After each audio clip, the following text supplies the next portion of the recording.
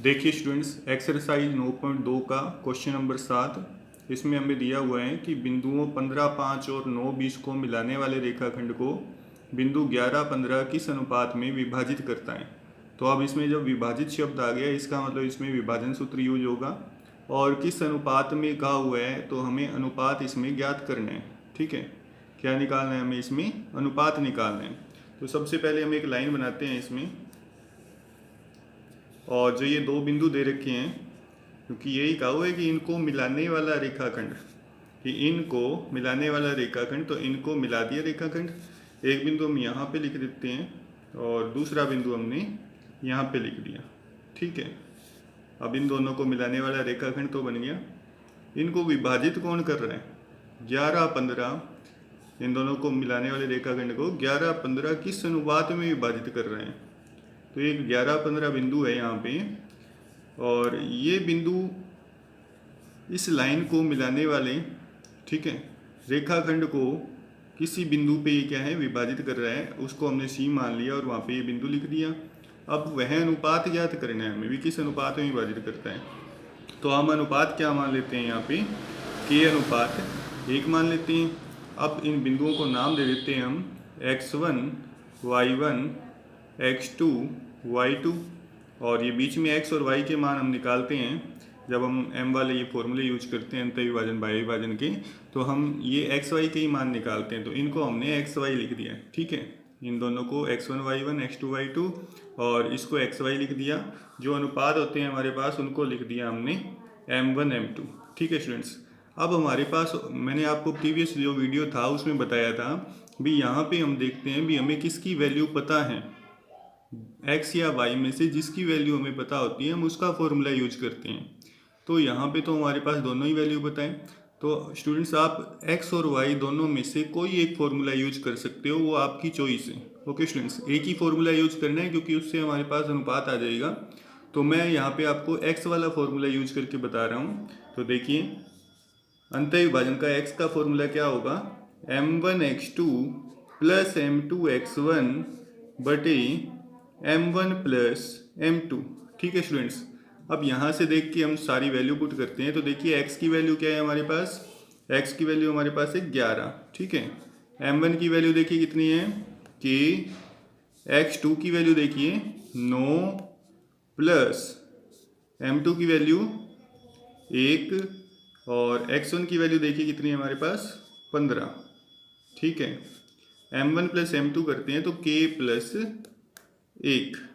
ठीक है स्टूडेंट्स, अब देखिए हम इसमें क्या करते हैं, थोड़ा सोल्व करते हैं इसको। तो 11 बराबर क्या आ जाएगा, यहाँ इन दोनों को गुणा करेंगे तो 9k बन जाएगा यहाँ पे।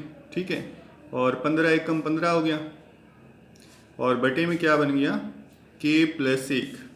अब इसके बटे में 1 लगा दिया हमने, और वज्र गुणा करते हैं इसकी। तो देखिए क्या बनेगा, 1 से जब हम इस संख्या को गुणा करेंगे तो यही संख्या आ जाएगी, कोई फर्क ही नहीं पड़ेगा, क्योंकि 1 से किसी संख्या को गुणा करते हैं तो वही संख्या आ जाती है। तो यहाँ बन जाएगा 9k प्लस 15, 1 से गुणा होगी। 11 से हम गुणा करते हैं इसको, बीच में इक्वल का साइन लगा दिया। 11 से पहले k को गुणा होगा तो बनेगा 11 की, फिर प्लस का निशान। 11 का गुणा होगा 1 से तो 11 एक कम 11। ठीक है स्टूडेंट्स, वापस से देख लीजिए, 1 से इसको गुणा किया तो 1 से गुणा करेंगे तो वही संख्या आ गई वापस। अब 11 से करते हैं तो 11k बनेगा पहले, फिर प्लस का निशान। 11 का 1 से गुणा करेंगे क्या बनेगा? 11 बनेगा। इसके बाद हम पक्षांतरण करते हैं, जो k वाली डिजिट है उसको एक तरफ और दूसरी संख्याओं को दूसरी तरफ ले जाते हैं। तो देखिए 11k को इधर लाते हैं तो 9k माइनस 11k बनेगा, और जो 15 है उसको हम इधर की तरफ ले जाते हैं तो यहाँ बनेगा 11 माइनस 15। ठीक है, तो इसको घटा दिया माइनस के 2k, और इसको घटाते हैं आता है माइनस का 4। अब देखिए k की वैल्यू, अब ये क्योंकि मल्टीप्लाई में है रकम तो ये जाएगी इसके भाग में यहाँ पे, तो माइनस के 4 बटे माइनस 2। ठीक है, अब यहाँ पे हम माइनस से माइनस कट कर देते हैं, और 2 की टेबल से 4 को कट कर दिया, 2 एक कम 2 दूनी 4। तो k का मान हमारे पास क्या आ गया? 2। तो अगर अनुपात की बात करें भी, वह अनुपात हमें ज्ञात करना था, मतलब कि m1 अनुपात m2 का ही तो मान निकालना था हमें। तो m1 अनुपात m2 क्या आ जाएगा हमारे पास? 2 अनुपात 1, क्योंकि ये जो k है उसको हम k/1 भी लिख सकते हैं, क्योंकि k अनुपात 1 का ही तो मान निकाल रहे थे, और ये हो जाएगा 2/1। ठीक है स्टूडेंट्स, फिर से देख लीजिए एक बार। देखिए हमें क्या दिया हुआ था, बिंदु दे रखे थे दो, को मिलाने वाला रेखाखंड था, और उसको ये वाला बिंदु किसी अनुपात में विभाजित कर रहा था, और वो अनुपात हमें निकालना था। तो हमने क्या किया, इन दोनों को मिलाने वाले रेखाखंड की बात कर रहा था, तो हमने a और b की जगह इन दोनों को लिख दिया। ठीक है, कौन विभाजित कर रहा था, ये वाला बिंदु, तो इसको बीच में लगा दिया। ये x1 y1 लिख दिए, ये x2 y2 लिख दिए। अब अनुपात हमें ज्ञात करना था, तो अनुपात हमने k/1 मान लिया, यहाँ पे हमने m1 m2 लिख दिया। हमारे पास दो ऑप्शन थे, चाहे तो x का फॉर्मूला लगाए या फिर हम y का फॉर्मूला लगाएं, तो मैंने इसमें x का फॉर्मूला यूज किया। अब यहाँ से देख के सारे मान हमने इसमें पुट किए। ठीक है, उसके बाद वज्र गुना कर लिया हमने, 1 का गुना किया, वही रकम आ गई, 11 की इधर गुना कर दी। ठीक है, उसके बाद हमने क्या किया, पक्षांतरण कर दिया। पक्षांतरण किया तो 11 के इधर आ गया, 9 के -11 के बन गया, ये 15 इधर आ गया, 11 - 15 बन गया, इधर घटा दिया -2 के, और इधर घटाया तो -4 आ गया। अब जो गुना वाली रकम थी वो भाग में भेज दी हमने। ठीक है, अब 2 से इसको कट किया तो 2 आ गया हमारे पास, और k/1 की वैल्यू क्या आ जाएगी, फिर 2/1 आ जाएगी। और ऊपर हमने लिखा था भी जो k/1 है वही हमारे पास क्या m1/m2 है, तो जो अनुपात आ जाएगा हमारे पास m1/m2 कितना आ जाएगा हमारे पास, 2/1 आ जाएगा।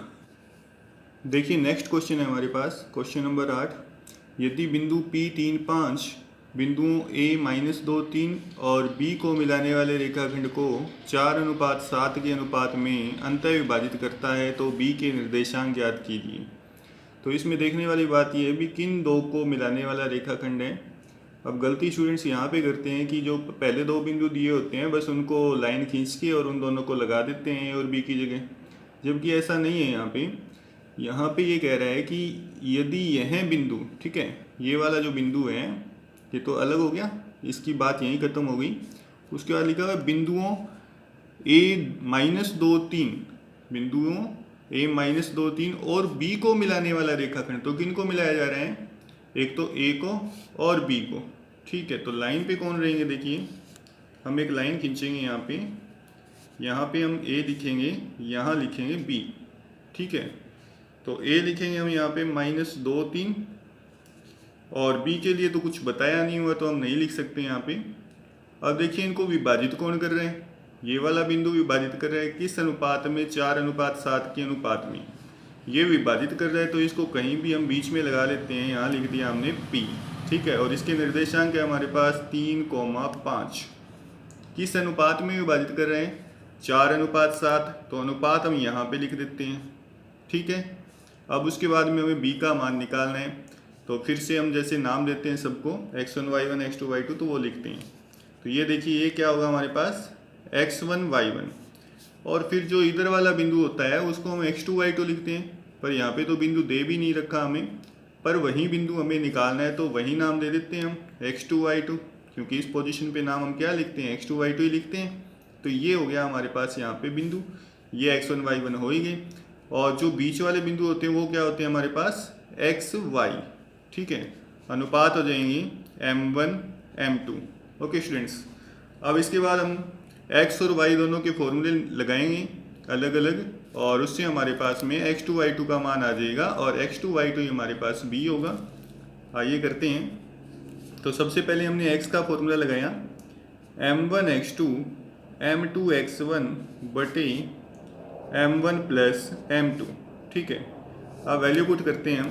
देखिए m1 की वैल्यू कितनी है हमारे पास 4, x2 की वैल्यू x2 ही है, पता नहीं हमें, और प्लस का निशान, m2 की वैल्यू 7, x1 की वैल्यू कितनी है देखिए -2, m1 प्लस m2 किया हमने तो 4 प्लस 7।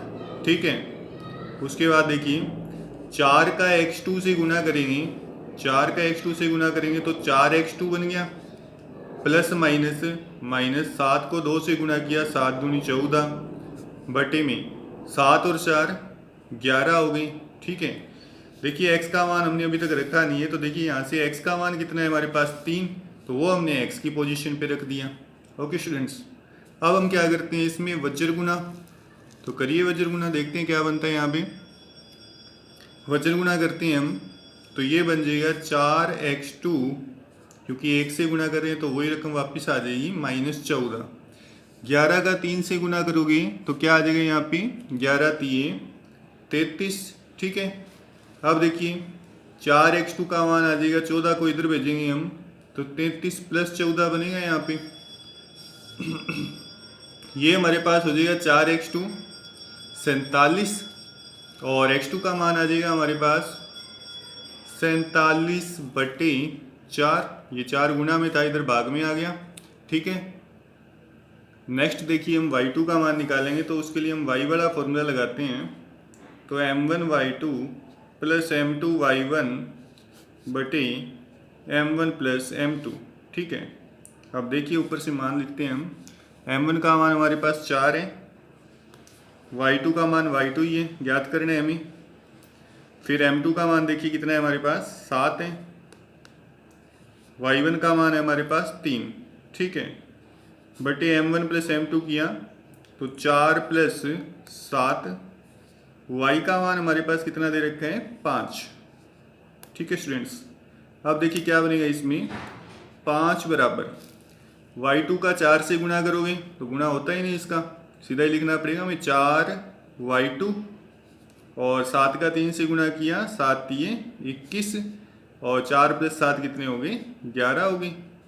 अब हम वज्र गुना करते हैं यहाँ पे, तो देखिए 1 से गुना करेंगे वही रकम वापस आ जाएगी, तो यहाँ बन जाएगा 4y2 + 21, ठीक है। अब 11 का गुना जब हम 5 से करेंगे तो कितना बनेगा 11 5 55, पक्षांतरण करते हैं हम, 4y2 का मान आ जाएगा हमारे पास 55, और ये इधर आके माइनस का हो जाएगा तो -21। इनको हमने माइनस किया तो देखिए क्या वैल्यू आती है हमारे पास 34, यहाँ आ गया 4y2, ठीक है स्टूडेंट्स।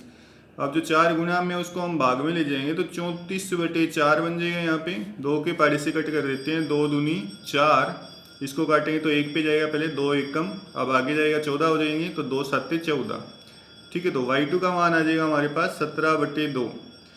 देखिए x2 आ गया, y2 आ गया, तो वही हमारे पास क्या होगा b होगा, ठीक है स्टूडेंट्स।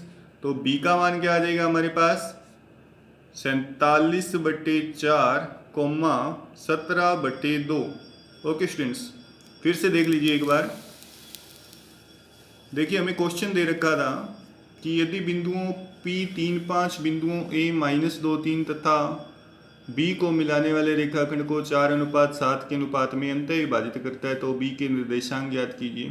तो ये कह रहा था कि A और B को मिलाने वाला रेखाखंड, ठीक है। तो हमने क्या किया, A और B यहाँ लिखा, एक रेखाखंड बनाया, और जो बिंदु दे रखे थे A दे रखा था हमें -2 3, वो लिखा, और B हमें पता नहीं था, तो हमें पता होता है यहाँ पे कि x1 y1 लिखते हैं, यहाँ x2 y2, तो डायरेक्ट हमने यहाँ पे x2 y2 लिख दिया, ठीक है। कौन विभाजित कर रहा था 3 5, तो हमने उसको यहाँ पे लिख दिया और P लिख दिया यहाँ पे, और किस अनुपात में, तो 4:7 में, वो हमने यहाँ पे लिख दिया। अब यहाँ पे x y लिखा और ये m1 m2 लिख दिया, और क्योंकि अंतः विभाजित कर रहा था तो अंतः विभाजन के हमने फॉर्मूले लगाए, ठीक है।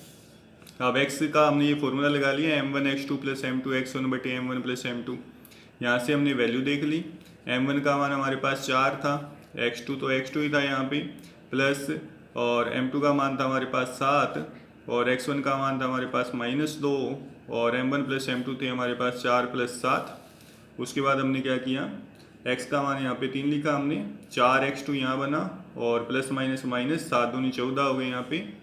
अब वज्र गुना किया तो 1 से गुना करेंगे वही रकम वापस आ जाएगी, 11 का 3 से गुना किया 33 आ गई, माइनस की 14 को इधर भेजेंगे तो ये प्लस के हो जाएंगे। अब जो गुना वाली रकम है उसको हम कहाँ ले जाएंगे, भाग में ले जाएंगे, और x2 का मान हमारे पास 47/4 आ जाएगा, ठीक है। उसके बाद हम y2 का मान निकालेंगे तो उसके लिए हम y वाला फॉर्मूला लगाएंगे, और उसी तरह से सारी वैल्यू इसमें पुट करेंगे। उसके बाद में हम इसकी गुना करेंगे, 4y2 आ जाएगा, 7 3 21 हो गई। वज्र गुना करेंगे, 1 से गुना करेंगे वही रकम वापस आ जाएगी। 11 का गुना 5 से किया तो 11 5 55 हो गया, ठीक है। अब 21 जो प्लस का था इधर, तो उसको इधर भेजेंगे, माइनस का हो जाएगा, इसको घटाए तो यहाँ पे हमारे पास 34 आ गया।